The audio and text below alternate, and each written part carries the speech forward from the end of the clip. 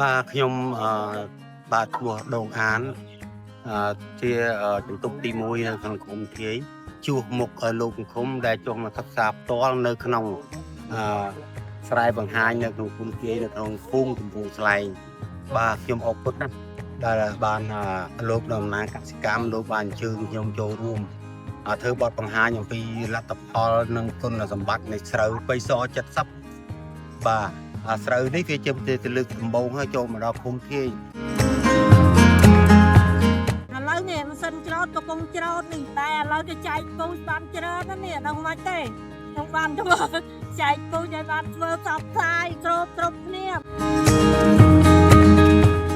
បានធ្វើពូជស្រូវបៃស70យកបានធូរថវិកាមកកម្រិតពូជនឹងសម្របសម្រួលពីមន្ត្រីកសិកម្មមកប្រើតាក់លបងនៅភូមិគួងស្លែងមើលជីនឹងពូជរបស់គាត់ឃើញថាថយចុះឆ្នាំអស់តិចទិន្នផលឃើញថាខ្ញុំអាចទទួលយកបានប៉ុណ្ណឹង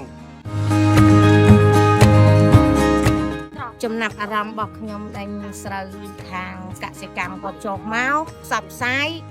គឺថាល្អម្យ៉ាងដែរគឺជាកាត់បន្ថយជីកាត់បន្ថយថ្នាំហើយ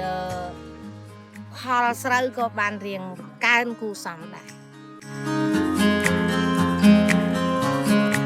កន្លងមកហើយយើងបានធ្វើនៅខាងគេទេឥឡូវទំបៃស70មកនៅខាងយើងមក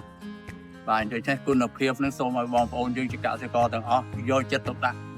ការសហការជាមួយនឹងមន្ត្រីកសិកម្មភូមិទាំងអស់គ្នាដើម្បីពង្រីកណាផលិតផលស្រូវរបស់យើងនឹងឲ្យបានច្រើនកុសកបន្ថែមទៀតត្រូវចំបៃស70ឃើញទៅវាល្អប្រសើរហើយវាមើលទៅអ្នកធ្វើហ្នឹងវាប្រើជីតិចហើយវាបានធាហ្នឹងវាច្រើនមើលទៅវាខុសពីស្រូវយើងធម្មតាហើយខ្ញុំចង់បង្រៀនថាបងតើនឹងកងយកទៅធ្វើអាជីវកម្មកើតខ្ញុំនឹងអាចសហការជាមួយពួកគាត់បានបាទមានចំណាប់អារម្មណ៍ចង់សហការផលិតសម្រាប់លក់បាទអញ្ចឹងបងដែលមានស្រែក្បែរគ្នានឹងយើងចូលរួមគ្នាមានដី5ហិកតានៅមួយទីតាំងនឹងមកនឹងហើយសូម